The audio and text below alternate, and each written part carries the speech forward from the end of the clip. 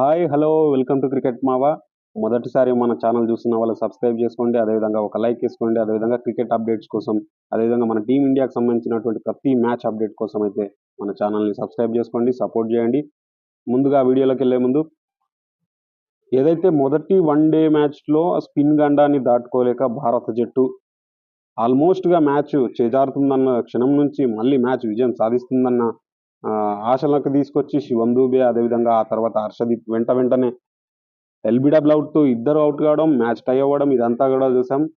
ఇదంతా చూసిన తర్వాత అసరంగా వెళ్ళలాగే, అదేవిధంగా చరిత అసలంక వీళ్ళు ఎవరైతే ఉన్నారో వాళ్ళ కెప్టెన్ కానీ, అదేవిధంగా హసరంగా కానీ వీళ్ళందరూ కూడా ఈ ముగ్గురు స్పిన్ ద్వయం అనేది ఇబ్బంది పెడుతున్నారు. ఖచ్చితంగా ఈ రోజు కూడా మళ్ళీ జరగబోయే రెండో వన్డేలో కూడా వీళ్ళు స్పిన్తో ఖచ్చితంగా ఉచ్చును అయితే బిగిస్తారు. దీంట్లో ఎలాంటి అనుమానం. కానీ భారత జట్టు ఇక్కడ స్పిన్ గండాన్ని ఎలా దాటాలి, ఎలా దాటబోతుంది? అసలు మ్యాచ్ ఎప్పుడైతే భారత్ జట్టు సెకండ్ బ్యాటింగ్ చేసినప్పుడు రోహిత్ శర్మ, అదేవిధంగా శుభమన్ గిల్ వీళ్ళ బ్యాటింగ్ ఆడుతున్న అప్రోచ్, అదేవిధంగా ముఖ్యంగా రోహిత్ శర్మ ఆడిన అప్రోచ్ చూస్తే ఓకే, మ్యాచ్ సింపుల్గా అయిపోతుంది అనిపించింది. కానీ ఆ తర్వాత ఎప్పుడైతే శ్రీలంకన్ స్పిన్నర్స్ ఎంట్రీ అయ్యారో, ఆ ఎంట్రీ అయిన తర్వాత మ్యాచ్ పొజిషన్ అంతా మారిపోయింది. మళ్ళీ చివరిలో వచ్చేసి ఎప్పుడైతే శివం దుబే తను 25 దాకా ఆ పరుగులు కొట్టడము, చివరిలో ఒక 6 కొట్టడం, ఇదంతా చూసాము. ఒక మ్యాచ్ విన్ అయిపోతుంది అన్న ఆ ఒక్క పరుగు దగ్గర వెంటనే 2 వికెట్లు పడడం. హర్షదీప్ సింగ్ కూడా ఒక మాస్ సిక్సర్ కొట్టి విజయం సాధిద్దాం అనుకున్నాడో ఎలా అనుకున్నాడో కానీ కాస్త డిఫెండ్ చేసి, సిరాజ్ లాగా కాస్త డిఫెన్స్ చేసి కాస్త కుదురుగా ఉండింటే మ్యాచ్ గెలిచేది. కానీ అక్కడ తను ఒక బిగ్ షాట్ కోసం ప్రయత్నం చేయడం, ఎల్బిడబ్ల్యూ అవడం, ఇదంతా నాటకీయంగా మ్యాచ్ అయితే టై అయిపోయింది. ఇక్కడ ఆల్మోస్ట్ 2000 తర్వాత ఎప్పుడు కూడా భారత జట్టు శ్రీలంక మీద వన్డే సిరీస్ అనేది ఓటమిని చవి చూడలేదు. వరుసగా గెలుస్తూనే ఉన్నారు. 90sలో మన వాళ్ళు ఎక్కువగా శ్రీలంక పైన ఓడిపోయారు, కానీ 2000 తర్వాత మన వాళ్ళు చాలా తక్కువగా అసలు మ్యాచెస్ అనేది శ్రీలంక మీద వన్డే సిరీస్లు అనేది బయలాటర్ సిరీస్లు ఓడిపోలేదు. అలా కంటిన్యూ చేసుకొస్తున్న సమయంలో ఇక్కడ ఫుల్ ప్లేడ్స్ టీంతో వెళ్ళి ఒక సంధి కాలంలో ఉన్నటువంటి శ్రీలంక టీంతో మ్యాచ్ టై చేసుకోవడం అనేది కొంచెం వరకు ఇబ్బందికరంగానే ఉంటుంది. ఎందుకంటే ఆల్రెడీ T20 వరల్డ్ కప్ విజయం సాధించిన జట్టు T20స్లో వాళ్ళని సిరీస్ ఫుల్ ఫ్లెడ్జ్గా ఓడించారు. ఇక్కడ మళ్ళీ వన్డేలో కూడా డామినేషన్ ఉంటుంది అంటే ఇక్కడ శ్రీలంక స్పిన్నర్స్ వాళ్ళ డామినేషన్ చూపించారు. భారత్ జట్టులో స్పిన్ ఆడే బ్యాటర్స్ లేరా అంటే రోహిత్ శర్మ, కేఎల్ రాహుల్, విరాట్ కోహ్లీ, శ్రేయస్ అయ్యర్ వీళ్ళందరూ కూడా స్పిన్ని అద్భుతంగా ఆడగలరు. వీళ్ళందరూ కూడా స్పిన్ని ఆడడంలో ఆరితేరిపోయారు. కానీ ఇక్కడ ఇబ్బంది ఎలా వస్తుంది అంటే రోహిత్ శర్మ తన బ్యాంగ్ అప్రోచ్ని కంటిన్యూ చేస్తున్నాడు. అటు T20లో కానీ, వన్డేలో కానీ తను గత లాస్ట్ 1 yearగా అదే అప్రోచ్తో వస్తున్నాడు. ఇక్కడ కూడా అదే అప్రోచ్తో, మంచి అప్రోచ్తో శుభ్రంగా కొడుతున్నాడు. దాంట్లో ఎలాంటి డౌట్ లేదు. కానీ స్పిన్నర్స్ ఎప్పుడైతే ఎంట్రీ అయ్యారో అప్పుడు శ్రీలంకన్ స్పిన్నర్స్ ఖచ్చితంగా మన వాళ్ళని ఇబ్బంది అయితే గురి చేశారు. ఆ ఇబ్బందిలో కొన్ని రాంగ్ షాట్స్ ఉన్నాయి. ఆ బ్యాటింగ్ ఆర్డర్లో చేంజెస్ అనేది కూడా అవసరం ఉంది. ఎందుకంటే బ్యాటింగ్ ఆర్డర్లో వాషింగ్టన్ సుందర్ని అసలు సెకండ్ డౌన్ పంపాలనే ఆలోచన ఏ విధంగా చేశారనేది తెలియదు, కానీ తనను అక్కడ పంపకుండా అక్కడ ఇంకాస్త దూబేని కానీ ఇంకాస్త ముందుకు పంపింటే బెటర్గా ఉండేది. చివర్లో వాషింగ్టన్ సుందర్ని ఆడించే బాగుండేది, కానీ ఫినిషర్గా ఇక్కడ శివం దూబేని ఆడించాలి అనే ఉద్దేశంలో ఉన్నారు కాబట్టి తనని ఆడిస్తున్నారు. కానీ ఇక్కడ శివం దూబేని ఇంకాస్త కొంచెం ముందుకి పంపి ఉంటే కాస్త బెటర్గా ఉండేది. అదేవిధంగా ఎప్పుడైతే ఆ శివం దూబే స్పిన్నర్స్ పైన అటాక్ చేస్తాడనే ఇంటెన్షన్ ఉందో అలాంటి టైంలో కాస్త ముందుకు పంపితే ఇంకాస్త బెటర్గా పరుగులు వచ్చే అవకాశం ఉంది. ఎందుకంటే చేజింగ్ చేసే టైంలో అయితే ఓకే, ఫినిషర్గా వాడారు. కానీ మొదట బ్యాటింగ్ చేస్తే మాత్రం శివం దుబేని స్పిన్నర్స్ ఎంట్రీ అయిన సమయంలో వికెట్స్ ఏదైనా పడ్డాయి అంటే అప్పుడు తనని ఎంట్రీ చేయడం అనేది కాస్త బెటర్గా ఉంటుంది. తన నుంచి ఆ అటాకింగ్ అయితే ఉంటుంది. ఎందుకంటే ఆల్రెడీ కేఎల్ రాహుల్ ఉన్నాడు కాబట్టి వికెట్ కీపింగ్లో ఇక్కడ రిషబ్ పంత్ని ఇంక్లూడ్ చేయట్లేదు టీంలో.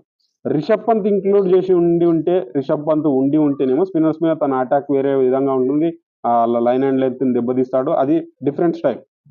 రిషబ్ పంత్ ఉన్నాడు, స్పిన్నర్స్ ఇబ్బంది పెడుతున్నాడు అన్నప్పుడు రిషబ్ పంత్ ఉంటే అది వేరే వేలో ఉంటుంది. కానీ ఇక్కడ రిషబ్ పంత్ లేడు, కేఎల్ రాహుల్కి ప్రాధాన్యత ఇస్తుండ్రు వన్డే ఫార్మాట్లో కాబట్టి తనని ఆడించారు. కాబట్టి ఇక్కడ రిషబ్ పంత్ లేని సమయంలో అక్షర్ పటేల్ లేదా శివం దుబేని ఇంకాస్త ముందుకు పంపాలి. ఎందుకంటే అక్షర్ పటేల్ మ్యాచ్లో తను ఇచ్చిన పార్ట్నర్షిప్ చూసాం, తను అద్భుతమైన పార్ట్నర్షిప్ ఇచ్చాడు. కానీ ఇక్కడ శివం దుబేని ఇంకాస్త ముందుకు పుష్ చేస్తే తన నుంచి ఎక్కువ పరుగులు వచ్చే అవకాశం ఉంది. తనకి కూడా అవకాశం ఇంకాస్త ముందుగా దొరికితే ఇంకాస్త బలంగా కొట్టే అవకాశం ఉంది. స్పిన్నర్స్ ని బాగా ఎదుర్కొంటారు. అదేవిధంగా విరాట్ కోహ్లీ, కేఎల్ రాహుల్ కూడా ఆ ఇన్నింగ్స్ ని ఇంకాస్త ముందుకు పుష్ చేస్తూ బిగ్ ఇన్నింగ్స్ ఆడే అవకాశం అయితే ఉండి ఆడాలి. ఎందుకంటే విరాట్ కోహ్లీ నుంచి, రోహిత్ శర్మ నుంచి మంచి ఇన్నింగ్స్ రావాలని అయితే అందరూ కోరుకుంటారు. ఎందుకంటే టీ20s కి రిటైర్మెంట్ ప్రకటించారు కాబట్టి వీళ్ళిద్దరి నుంచి భారీ ఇన్నింగ్స్ అయితే అందరూ ఎక్స్పెక్ట్ చేస్తారు. దాంట్లో ఎలాంటి డౌట్ లేదు. విరాట్ కోహ్లీకి శుభ్రంగా శ్రీలంక మీద మంచి మంచి రికార్డ్స్ ఉంది. మంచి సెంచరీలు ఉన్నాయి. అద్భుతంగా ఆడతాడు. దాంట్లో ఎలాంటి డౌట్ లేదు. మొదట బ్యాటింగ్ చేస్తే మాత్రం విరాట్ కోహ్లీ నుంచి భారీ ఇన్నింగ్స్ రావాలి. అదేవిధంగా రోహిత్ శర్మ ఆ బ్యాంగ్ అప్రోచ్ తో వెళ్తూ బిగ్ ఇన్నింగ్స్ కాస్త ఇంకా పుష్ చేస్తే బాగుంటది. ఎందుకంటే ఆ 50s 40s ఇవన్నిటివి రోహిత్ శర్మ నుంచి రెగ్యులర్ గా వస్తున్నాయి. అవి కాస్త ఆ 50s కాస్త 100s అవుతే ఇంకా బాగుంటుంది. మరి రోహిత్ శర్మ నుంచి అయితే బిగ్ ఇన్నింగ్స్ రావాలనుకుంటాం. ఎందుకంటే 2 times శ్రీలంక మీద డబుల్ సెంచరీస్ అయితే తాను చేశాడు కాబట్టి ఖచ్చితంగా శ్రీలంక మీద మరొక భారీ ఇన్నింగ్స్ అయితే రావాలని హిట్ మ్యాన్ ఫ్యాన్స్ అయితే కోరుకుంటున్నారు. అదేవిధంగా పేస్ డిపార్ట్మెంట్ లో ఏమైనా చేంజెస్ తీసుకొస్తారా? హర్షిత్ రాణాని ఏమైనా టీంలోకి ఇంక్లూడ్ చేస్తారా? ఎందుకంటే మహమ్మద్ సిరాజ్, హర్షదీప్ సింగ్ వీళ్ళిద్దరిలో ఎవరినైతే డ్రాప్ చేసే అవకాశం లేదు. ఎందుకంటే ఇద్దరు పర్ఫార్మెన్స్ పరంగా ఇద్దరు సేమ్ సిచ్యువేషన్ లో ఉన్నారు. పెద్దగా వీళ్ళు ఎక్కువ వీళ్ళు తక్కువ అని లేకుండా ఇద్దరు కూడా సేమ్ కండిషన్ లో ఉన్నారు కాబట్టి హర్షిత్ రాణాని ఇప్పుడే ప్రయోగం చేసి తీసుకొస్తారా? ఎందుకంటే సిరీస్ ఇంకా విక్టరీ సాధించలేదు. అదేవిధంగా ప్రయోగాలు చేయడానికి మొదటి మ్యాచ్ లో టై అయింది కాబట్టి ఇక్కడ ప్రయోగాలు చేయకుండా టీమ్ ని యాజ్ టీజ్ గా కంటిన్యూ చేసే అవకాశం ఉంది. లేదు ఒక బ్యాటర్‌ని షార్ట్ జేసి, లేదంటే వాషింగ్టన్ సుందర్‌ని తప్పించి రియాన్ పరాగ్‌ని తీసుకొస్తారా? ఎందుకంటే రియాన్ పరాగ్ బ్యాటింగ్ పరంగా ఆహ్, వాషింగ్టన్ సుందర్ కంటే కూడా మంచి బ్యాటర్. అదేవిధంగా తను బేసిక్‌గా బ్యాటర్ కాబట్టి మంచి బ్యాటింగ్ స్పిన్‌ని ఎదుర్కోగలడు. బిగ్ షాట్స్ కొట్టగలడు. అదేవిధంగా తను కూడా ఆఫ్ స్పిన్, లెగ్ స్పిన్‌తో రెండు వైపులా కూడా ఇరువైపులా ఇబ్బంది పెట్టే బౌలర్‌గా కూడా పార్ట్ టైమ్ బౌలర్‌గా పరిగణిస్తున్నాము. లాస్ట్ టీ20 మ్యాచ్‌లో కూడా చూసాం కాబట్టి తనని ఏమైనా టీంలో ఇంక్లూడ్ చేస్తారా వాషింగ్టన్ సుందర్‌ని డ్రాప్ చేసి? లేదు కుల్దీప్ యాదవ్‌ని ఏమైనా డ్రాప్ చేసి ఇంకొక బ్యాటర్‌ని ఎక్స్‌ట్రా బ్యాటర్‌ని తీసుకొస్తారా? ఎందుకంటే స్పిన్ ట్రాక్ కాబట్టి ఎక్స్‌ట్రా బ్యాటర్‌ని అయితే తీసుకొచ్చే ప్రయోగం అయితే చేయరు. ఎందుకంటే స్పిన్నర్స్ అవసరం ఇక్కడ. పేసర్స్ కంటే కూడా స్పిన్నర్స్ ఎక్కువ అవసరం. చరిత అసలంక, అదేవిధంగా అసరంగ, వెల్లలాగే వీళ్ళందరూ కూడా స్పిన్‌తో ఇబ్బంది పెడుతున్నారు కాబట్టి ఒక ఎక్స్‌ట్రా బ్యాట్స్‌మన్‌తో వెళ్దాం అనుకుంటారా? అనేది చూడాలి. ఇక ఈ మ్యాచ్‌లో ఖచ్చితంగా స్పిన్‌తో అయితే ఇబ్బంది ఖచ్చితంగా ఉంటుంది. ఆ స్పిన్ ఇబ్బందిని ఎంతవరకు ఎదుర్కుంటారు? మన వాళ్ళు స్పిన్‌తో ఎంతవరకు ఇబ్బంది పెడతారు? శ్రీలంక పైన వాళ్ళ విజయ పరంపరని కొనసాగించాలని, ఇక్కడ ఈ వన్‌డేలో గూడా విజయ పరంపరని కొనసాగిస్తారా లేదా అని చూడాలి. మరి ఈ రోజైతే సండే రోజు మరి మంచి ఇన్నింగ్స్ అయితే రోహిత్ శర్మ నుంచి, విరాట్ కోహ్లీ నుంచి రావాలని కోరుకుందాం. అదేవిధంగా మన బౌలర్స్ మంచి స్పిన్ అయితే రాబట్టాలి. మన బ్యాటర్స్ స్పిన్నర్స్‌ని శుభ్రంగా కొట్టాలని కోరుకుందాం. మరి ఆ స్పిన్ ఉచ్చుని దాటుతారా లేదా అనేది చూద్దాం. మరి ఈ వీడియో గురించి మీరేమనుకుంటున్నారో లైక్ చేయండి, కామెంట్ చేయండి, షేర్ చేయండి.